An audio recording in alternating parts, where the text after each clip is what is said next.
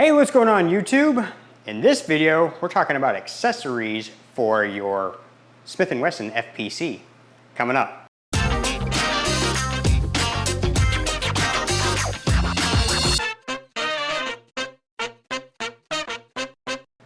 So first things first, there's no ammo in any of the magazines and the chamber is clear. So I'm guessing if you clicked on this video, you probably already know what the FPC is, but if you don't, it is a folding pistol caliber carbine, kind of like the Kel-Tec, but still different, made by Smith & Wesson. I did a short earlier this week showing the accessories that I'm going to show you now, but I'm going to go just a little bit more in depth in them, not too much. So we'll get this bad boy unfolded. Out here at the muzzle, we have a muzzle brake from M Carbo. This came off from my Kel-Tec Sub 2000. I like this muzzle brake because it came with a jam nut. The new ones come with a crush washer, and so you would have to have a better way of holding this in a vise and keeping it stable. M Carbo does sell like vise jaws that you can clamp onto the barrel. I prefer this older style with this jam nut, just a little bit more. This is gonna go on here for now until I eventually get a suppressor. I want to get the YHM R9, but time and money. Moving back, we have a vertical grip on here. This is from Bravo Company, it's BCM. This is the M-LOK version. This is angled just ever so slightly. I like to angle mine backwards. Some people like to flip this around and angle it slightly forward, but I prefer it like this. The BCM grip is on many of my rifles, probably my favorite vertical grip. What am I saying? It is my favorite vertical grip. This is the M-LOK version, so it's nice and sleek. It attaches directly to the rail since this is M-LOK.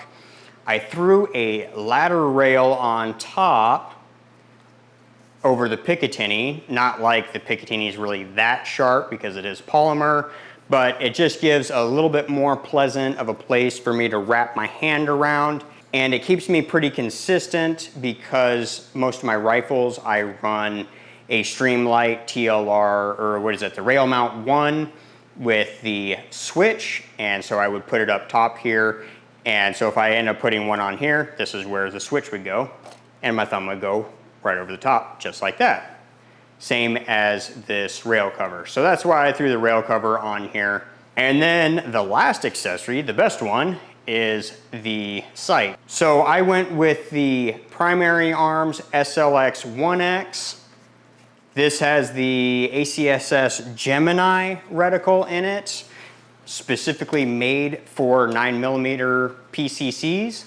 Now there is something to be aware of. Pushing it this far out away from your face, it is a prism and it's not a red dot, so it's not just like looking through the tube of a red dot. The prism does have some downsides when you push it this far out.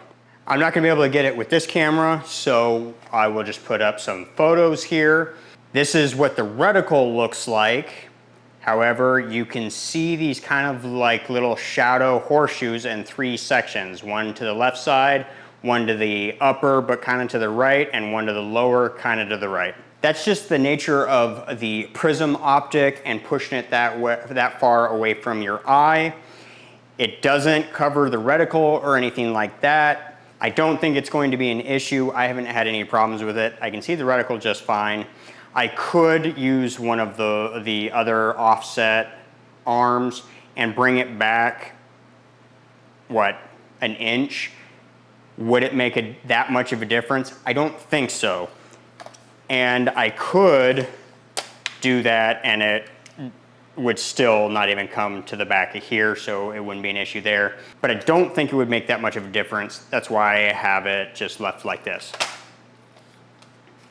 This is the green version. I wanted to give the green a try. I've gone red with everything else, but green is becoming more popular, so I wanted to give it a try. I don't hate it, but if you're trying to save a few bucks and you don't care one way or the other, go with the red. money's not a factor to you, then try the green. Those are my only accessories that I've gotten for the FPC. I haven't even gotten any more magazines for it. I don't have any other firearms that shoot these magazines. I would like to get an M&P pistol that would shoot something like these, like the Performance Center or something like that. I don't know exactly what model. Smith & Wesson has several models, it looks like. I've kind of been looking, but I'm more into rifles than I am into handguns.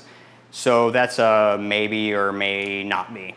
Now, I am really loving the FPC. I really enjoy shooting it, but I do have one complaint, and it's not so much with the FPC itself, it's with Smith & Wesson's magazines and what they choose to do.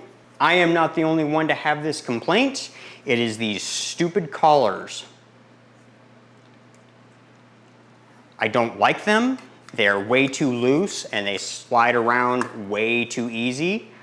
I don't know why a company like Smith & Wesson chooses to use them, insists on using them, because I do know for a fact there are better ways. Perfect example. Here's my spare mag that I carry for my P365.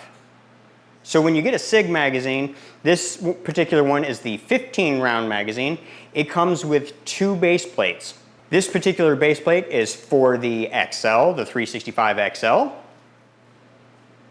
So the XL with a flush magazine, this is the 12 round magazine here. That's what it would look like, and that's what it would come with. But you can also use the 15 round magazines in it. Here's one that doesn't have any ammo in it because the other one is my carry with the XL base plate on it. That's what it looks like. Fills the gap, continues the grip, has the texture on it.